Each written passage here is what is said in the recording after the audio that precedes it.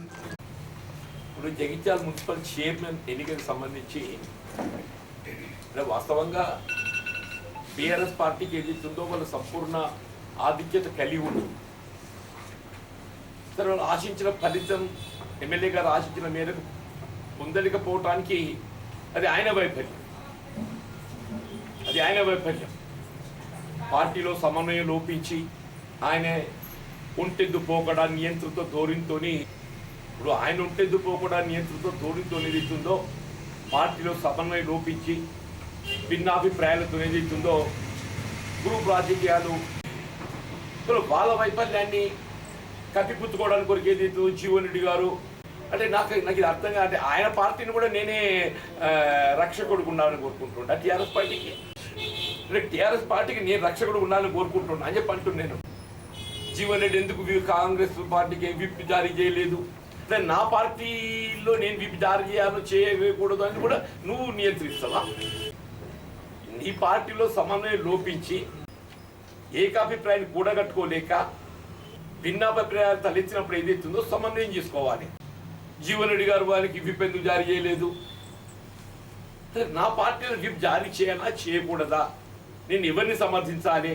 మాకు నాయకుడు ఫ్లోర్లా కల్లపల్లి దుర్గే గారు ఏదైతున్నారో మాకు Jagtial Congress party floor leader. ఆయన సమయానుగుణంగా ఏదైతుందో ఏ నిర్ణయం తీసుకోవాలనేది ఆయనకు బాధ్యత అప్పగించిన సమయానుగుణంగా ఏదైతుందో దుర్గయ్య గారు ఏదైతుందో అక్కడ నిర్ణయం తీసుకున్నారు. ఆయనకు ఆ బాధ్యత ఉండేప్పటికీ నిర్ణయం తీసుకున్నాడు. అంటే ఇప్పుడు ఆయన ఏమనుకుంటుండో నేను ఆయన పార్టీని సమర్థించలేదని చెప్పని అది నన్ను తప్పుపడుతుండా? అంటే నిజంగా నేను ఆయన సమర్థిస్తా అని చెప్పని నేను భావించిండా? నేనైతే న్యాచురల్గా కూడా ఏదైతుందో ఆయన వైఫల్యం చెందాలని కోరుకుంటా. నేను ఆయన వైఫల్యం చెందాలని కోరుకుంటా. బట్ న్యాచురల్ అయితే రాజకీయంగా నేను ఆయన సఫలీకృతం కావాలని ఎందుకు కోరుకుంటానే? ఇప్పుడు ఉదాహరణకు సారంగపూర్ మండల ప్రజాపంచాయతీ ఎన్నిక జరిగింది. అలా అధికార పార్టీ టీఆర్ఎస్ పార్టీ ఏదైతుందో ఆమె మమత ఒక అమ్మాయికి బీఫామ్ ఇచ్చింది. నరసింహారెడ్డి కూతురు మమత అమ్మాయికి బీఫామ్ ఇచ్చింది. మాకు సంఖ్యాపరంగా ఇద్దరే సభ్యులు ఉన్నారు. కానీ మా సంఖ్యతో ఏదైతుందో మేము ఆ ఫలితాన్ని కొంత తారుమారు చేసే అవకాశం మాకు లభిస్తుంది. వాళ్ళ పార్టీలో భిన్నభిప్రాయాలు తలెత్తి ఏదైతుందో తిరుగుబాటు అభ్యర్థి పోటీ చేసి సారంగపూర్ ఎగ్జాంపుల్ చెప్తున్నాను. మన జగిత్యాల నియోజకవర్గం ఆయన అధికారికంగా ఏదైతుందో ఒక అభ్యర్థి ప్రకటించిన మమతా నామయ్య అధికారికంగా బీఫామ్ ఇచ్చి ప్రకటించింది. వాళ్ళ దాంట్లో ఏదైతుందో భిన్నాభిప్రాయాలు తలెత్తి ఏదైతుందో తిరుగుబాటు అభ్యర్థి తెర మీదకి వచ్చింది. మేము ఏం చేయాలి? తిరుగుబాటు అభ్యర్థిని సమర్థించాలన్నా, అధికార అఫీషియల్ క్యాండిడేట్ సమర్థించాలన్నా? Suppose you will keep away from the election process అధికార అఫీషియల్ అనౌన్స్ క్యాండిడేట్ సంబంధించినట్టయితే మేము సపోజ్ మేము ఎన్నికలకు దూరంగా ఉంటే అదేమవుతుంది? What indication it gives? మేము నిన్న ఎన్నికలకు దూరంగా ఉంటే what indication it would have been given? Jeevan Reddy Sanjay Kumar ఇద్దరు ఒకటేంటో కాంగ్రెస్ టీఆర్ఎస్ ఒకటేంది అని అంటారన్నదే న్యాచురల్ కదలే. ఆయన నేను సపోజ్ ఎన్నికలకు దూరం ఉంటే ఆయన ప్రతిపాదించిన అభ్యర్థి గెలుస్తాడు. నేను ఎన్నికలకు దూరం ఉంటే నేను ఆయనకు సహకరించినట్టే కదా. మరి ఆయనకు సహకరించిన ఒక భావన ప్రజల్లోకి వెళ్తే వాట్ ఇండికేషన్ ఇట్ గివ్స్? నువ్వు కోరుకుంటే నేను కోరుకుంటానే నీతో నీ మునిగే పడవ. ఇప్పుడు నువ్వు బీజేపీతో పొత్తు పెట్టుకుంటా అంటేనే నువ్వెందుకు నాకు మునిగే పడవ అని చెప్పి బీజేపీ దూరం పెడతాను ప్రయత్నం చేస్తున్నాను. ఆ మునిగే పడవ నేను ఎందుకు చేయుతనియాలనే? ఆ మునిగే పడవకి ఏదైతుందో నేను ఎందుకు చేయుతనియాలంటూ నేను ఇప్పుడు ఆయన మునిగే పడవ నేను ఎందుకు చేయుతనియాలని చెప్పి అంటున్నాను. నేను సారంగపూర్లో ఏదైతుందో మమతన అమ్మాయికి అభ్యర్థిత్వం వాళ్ళ అఫీషియల్ క్యాండిడేట్గా అనౌన్స్ చేస్తే తిరుగుబాటు అభ్యర్థిని సమర్థించిన ఇదే కోనాపూర్ శ్రీనివాస్ అని చెప్పని ఆయన భార్య జమున అమ్మాయి పేరు.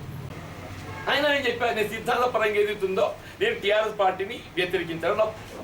ఇటు భారతీయ జనతా పార్టీ ఏ మతతత్వ పార్టీగా ముద్రపడి ఉన్నదో, ఇక్కడ అధికార పార్టీకి ఏదైతుందో ప్రాంతీయ తత్వంతో ఏదైతే ఇవాళ రాజకీయాలు శాసించాలని ప్రయత్నం చేస్తున్నదో, మేము కాంగ్రెస్ పార్టీ ఏదో జాతీయవాదంతో ఏదైతుందో దళితులు, బలహీన వర్గాలు, అల్పసంఖ్యాక వర్గాల సంక్షేమ కొరకు పాటుపడే పార్టీకి ఏదైతుందో మేము in principle we are opposing BJP as well BRS also.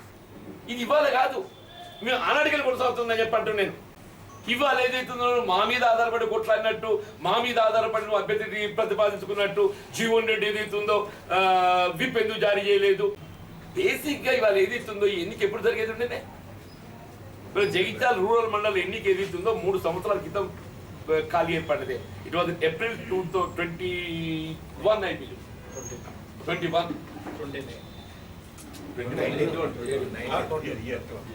April 21 ఖాళీ అయింది అన్న. 22, 23, 24 2 మాసాలు అయితే 3 సంవత్సరాలు అయితే చెప్పండి. ఈ మన జగిత్యాల మున్సిపల్ ఖాళీ ఏర్పడి కూడా సంవత్సరం దాటిపోయిందని చెప్పండి. ఇప్పుడు జగిత్యాల మున్సిపల్ సంబంధించి అప్పుడు కవిత గారు ఏదో సందర్భంగా జగిత్యాలకు వస్తుంటే ఇదే మున్సిపల్ చైర్మన్ ఆశావాహులు అందరూ ఏదైతుందో అప్పుడు కవిత గారు మెప్పు పొందాలని చెప్పని ఆమెకు ఆర్భాటంగా స్వాగతం చెప్పే ప్రయత్నం చేయడము, అందులో బండారి నరేందర్ గారు కూడా ఏదైతుందో ఆయన కొంత ముందుగా ఉండడం, కవిత గారికి ఏదైతుందో స్వాగత ఏర్పాట్లలో ఏదైతుందో కార్యకర్తల సమీకరణ కానీ వెంటనే ముందు ఉండడం, లోపల ఏదైతుందో సరే పాపం ఆయన అనుకోకుండా ఏదైతుందో ఆయన హఠాన్ మరణం హార్ట్ స్ట్రోక్తోని చనిపోయాడు. ఇది ఎవ్రీబడి నోస్, ఇది మన అందరి కళ్ళ ముందు ఉన్నటువంటి ఒక చరిత్ర అని చెప్పి అంటున్నాను. కవిత గారు వస్తున్న సందర్భంగా ఆమె స్వాగతం కార్యకర్తలను మొబిలైజేషన్ లోపలైజేస్తూ కొంత ఆయన ఉత్సాహంగా ముందు ఉండి మొబిలైజ్ చేసి ఆమె సన్నిహితంగా ఆమె మెప్పు పొందే ప్రయత్నం అనండి ఏదైనా కానీ. అప్పుడు ఈ ఆశావాహులు అందరూ కూడా అంటే అప్పటికే నడుస్తుంది ఈ అంశం. పాప ఆయన ఆకస్మికంగా చనిపోయి సాధారణ అందరూ ఏమనుకుంటారే బండారు నరేందర్ పాపం ఏదైతున్నదో ఇలా మున్సిపల్ చైర్మన్గా అభ్యర్థిత్వము పొందడానికి వరకు కవిత గారు మెప్పు పొందాలనే ప్రయత్నంలో భాగంగా ఉత్సాహంగా కొంత కార్యకర్తల సమీకరణ లోపల అనుకోకుండా ఏదైతుందో గుండెపోటు వచ్చింది, చనిపోయిండు, ఆయన భార్యకి ఇస్తారు కావచ్చు అని అనుకుంటారు. ఎవరైనా ఏమనుకుంటారే మరి నువ్వు ఏకాభిప్రాయం కూర్చుండబెట్టి అరే పాపం బండారు నరేందర్ ఆకస్మిక మరణానికి గురైండు, మన సోదరుడు మన తోటి మిత్రుడు, ఆయన భార్య ఉన్నది, ఇప్పుడు ఆయన పోయిన కానీ ఆయన భార్యకి ఏదో మన అవకాశం కల్పించవచ్చు అని చెప్పని అందరిని ఒప్పించి ఆమెను అభ్యర్థిగా చేయడము అందరూ హర్షిస్తుని చెప్పంటున్నా. అంటే ఆమె చదువు రాదనా, నువ్వు ఎందుకు వద్దనుకుని నువ్వు చెప్పేది పాపం ఆమెకి ఏంటి అన్నారు కదా, ఆమెను ఎందుకు పక్కన పెట్టిండు. ఎవరైనా కానీ ఏదైతుందో ఈ సమాజానికి వస్తుంది, తండ్రి పోతే కొడుకనో తన భర్త పోతే భార్య అనో ఎమ్మెల్యే ఎంపీల కథ పెడుతున్నారు. ఈ చైర్మన్ పెద్ద ముచ్చట అంటే భర్త చనిపోతే భార్యలకు ఎమ్మెల్యే టికెట్లు ఇస్తుండ్రు, ఎంపీ టికెట్లు ఇస్తున్నారు, భార్య కొంత ముందు లేకుంటే కొడుకులకు ఇస్తున్నారు. ఇదంతా వారసత్వ రాజకీయం మనం గమనిస్తున్నాం లేదా? నువ్వు ఏదైతుందో ఏకాభిప్రాయం పొందలేక సమన్వయం చేసుకోలేక నీ ఒంటెత్తు పోగొట్లతో నీ ఎత్తు ధోరణితో ఏదైతుందో ఇవాళ నువ్వు పార్టీ నీ దానిలో గ్రూప్లకు తెరదీసి దానికి ఏదైతుందో జీవన్ రెడ్డి విప్ ఎందుకు జారీ చేయలేదు, నేను ఎందుకు జారీ చేయలేదు నువ్వు ఎందుకు అనుకుంటున్నావు, నువ్వు విప్ జారీ చేయలేదు నువ్వు ఎందుకు అనుకుంటున్నావు అంటున్నా. మాకు నాయకుడు ఉన్నాడు కల్లపల్లి దుర్గయ్య, ఆయనకి ఏదైతుందో మా పార్టీ వైపుకి వెళ్ళి ఏదైతుందో మేము ఆయనకు తగు సూచన చేసినాం. మేము సమయానుగుణంగా ఏదైతుందో నిర్ణయం తీసుకోవడానికి కొరకు ఆయన లోపల ఉంటాడు కాబట్టి నిర్ణయం తీసుకోవడానికి ఆయన సూచన చేసినాం. ఏమంటే చెప్పంటున్నా మాట్లాడుతుంటే లేకుంటే ఎన్టీ రామారావును దించడానికి ప్రయత్నం, అక్కడ నేను ఎన్టీ రావు దించుడు కాదా, మీ నాయకుడు కేసీఆర్ ఎక్కించింది ఎన్టీ రామారావును అంటే నీకో నీది నాకో నీ తానే. ఇప్పుడు మీ నాయకుడు కేసీఆర్ ఏం చేసిండే, నేను మంత్రి పదవికి రాజీనామా చేసి బయటకు వచ్చిన 1+2 ఇప్పటికి చెప్తున్నాను.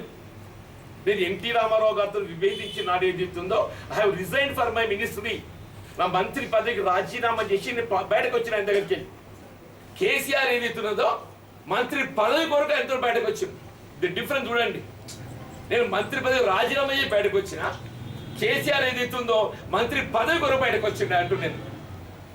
ఆయన చెప్పే కథ చూడంటున్నా. అది ఇప్పుడు అంశం చర్చ.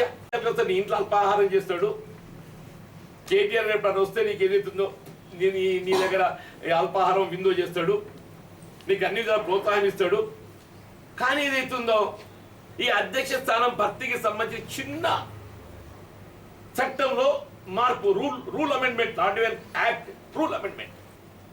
అంటే నీ బలహీన వర్గాల పట్ల నీకు ఆసక్తి ఉంది, వాళ్ళ హక్కులను కాపాడడం అనేది కనబడుతుంది కదనే. మరి ఇట్లనే బాగా మనకి ఆటంకం ఏర్పడుతుంది, చట్టంలో ఏదైతుంది ఈ విధంగా ఈ లోపం ఆంక్ష ఉండడంతో మనం భర్తీ చేయలేకపోతున్నాం. ఇవాళ బలహీన వర్గాలు ఏదైతే వివక్ష గురవుతుండ్రు, వాళ్ళకి కేటాయింపు చేయబడ్డ స్థానం భర్తీ చేయలేకపోతున్నాం. మళ్ళీ నెక్స్ట్ టైం వాళ్ళు బీసీలు రిజర్వ్ కావాలని కూడా ఇక్కడ లేదు. అది మళ్ళీ నెక్స్ట్ టైం మున్సిపాలిటీ మహిళలు రిజర్వ్ కావాలని కూడా ఎక్కడ లేదు. మరి కాబట్టి అది ఏ విధంగా మార్పు చేస్తే మనం వాళ్ళకు మనం వాళ్ళ హక్కులు కాపాడగలుగుతామని చెప్పి న్యాయ సలహా పొందాలి కదా. అంటే అనుభవం లేదని చెప్పండి. రెండో పర్యాయం కూడా అనుభవం లేదా? లేకుంటే ఇది నేను ఎమ్మెల్యే అని చెప్పి ఇక్కడ ఇప్పుడు నన్న నేను ఎమ్మెల్యే అని చెప్పని మీరు చెప్పింది, ఆ కవిత గారు చెప్పిండ్రు, ఈ కడికి వెళ్ళి సంజయ్ బాబే మీకు ఎమ్మెల్యే అని చెప్పని ఇదే వయసు నాయకుడు చెప్పలేదా? 2014-18 మధ్య కాలంలో నీకు నువ్వు ఏదైతుందో అప్పుడు కవిత గారు ఎంపీ ఉండి ఆమె డిఫాక్ట్ చీఫ్ దట్ టైం ముఖ్యమంత్రి తనయ్యకి ఏదైతుందో ఆమె ఎక్కడ పోతే అక్కడికి ఇంకో ఎమ్మెల్యే గారు అరే అని పరిచయం చేసి ఈ కాడికి ఈయన మీకు ఏదన్నా అని చెప్పని నీకు నువ్వు ఊరేగి నాకు నన్నంట పోయిందా? నేను కొబ్బరికాయలు కొడుతున్నాను కదన్నా. నాతో నేను చేత అయితే పనులు మంజూరు చేపిస్తున్న సూచన చేస్తున్న ప్రభుత్వం అధికారం ఉన్నది కాంగ్రెస్ పార్టీ కాబట్టి నాతో నియోజకవర్గ అభివృద్ధి కొరకు ఏదైతుందో నాకు చేతుల్లో ప్రతిపాదన చేస్తూ మంజూరు పొందుతున్నాను. నేను కాంగ్రెస్ పార్టీ ప్రభుత్వం అధికారం ఉన్నది కాబట్టి ఐ మస్ట్ డూ ఇట్. నా బాధ్యత నిర్వర్తిస్తున్నా. కానీ నేను ఏదైతుందో నాకు లేని గౌరవం తెచ్చిపెట్టుకుంటూ వస్తా. అదే లేని నాకు శాసన మండలి సభ్యునే నేను, నాకు ఒక హోదా ఉన్నది, అని చెప్పండి. శాసన మండలి సభ్యులు నాకు ఒక హోదా ఉన్నది. ఏ అధికారితోనైనా మాట్లాడగలిగేటువంటి నాకు ఒక హక్కు ఉన్నది అంటున్నా. నాకు ప్రివిలేజ్ ఉన్నది శాసన మండలి సభ్యుడిగా.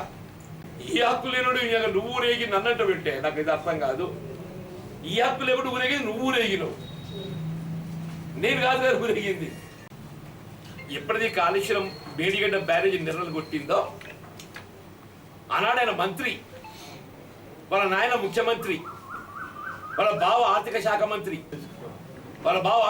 మంత్రి, దేవర్ ఇన్ గవర్నమెంట్.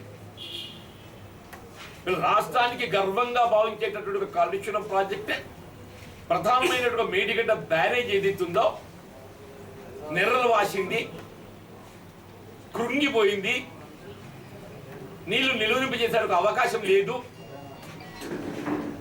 ఇలా భవిష్యత్తు ప్రశ్నార్థకం అవుతుంది అని ఎప్పుడైతే తెరవీధికి వచ్చిందో when it came to the notice, నువ్వు పోలీస్ కంప్లైంట్ చేయించినావు కదా. మరి అప్పుడు నీ బాధ్యత కాదు అని పోయి దాన్ని పరిశీలింపజేయాల్సిన బాధ్యత మీద లేకుండా నానే నువ్వు పరిశీలిస్తే ఏదైతుందో స్పాట్ విజిట్ చేస్తే అది చర్చకు వస్తుంది. అది చర్చకు వస్తే ప్రజల్లో ఏదైతుందో వైఫల్యం. ఆనాడు ఆయన కేటీఆర్ గారే కానీ కేసీఆర్ గారే కానీ హరీశ్రావు గారు కానీ మీరు విజిట్ చేస్తే ఏదైతుందో ఈ అంశం చర్చకు వస్తుంది. చర్చకు వచ్చి ప్రజల్లోకి పోతే ఏదైతుందో వాళ్ళ వైఫల్యం గుర్తొచ్చినట్టు కనబడుతుంది.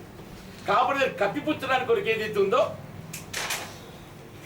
దాని తీవ్రవాద చర్యగా అనుమానాస్పదమైనటువంటి ఒక సంఘటనగా పోలీసు నమోదు చేయించిన కేసు అని చెప్పంటారు. ఇవాళ ఏంటి ఆయన డిఫెన్స్ క్రియేషన్ కొరకు ఎస్టాబ్లిష్ కొరకు కొరకే పోతుంది. ఇప్పుడు ఎవరిపైన నేరం ఆపాదింపబడుతుంది. ఉదాహరణ నేరం ఆపాదింపబడ్డప్పుడు ఆ నేరం ఆపాదింపబడ్డటువంటి ఒక వ్యక్తి అందులోకి ఏ విధంగా బయటపడాలో రంధ్రాన్వేషణ మొత్తం దేశమంతా కోడై కూస్తున్నది. Dam safety authority, vigilance enquiry అన్ని చేయబడ్డాయి. కేంద్ర ప్రభుత్వం పరిధిలోకి అంశం పోయింది. ఇప్పుడు చలనం వచ్చింది ఆ దొరగారికి ఇప్పుడు చలనం వచ్చింది. సంతోషం అని చెప్పంటున్నాను నేను. ఇప్పుడే నీ వైఫల్యాన్ని గ్రహించిన ఆయన ఎక్కడది దారి తప్పింది. నీ కమిషన్ కక్కుర్తితో ఏదైతున్నదో ఏ సాంకేతిక పరిజ్ఞానం లేకుండా ఇది మన బేసికల్లీ ఇట్స్ ఎ డిజైన్ లోపం. తర్వాత నిర్మాణ లోపం.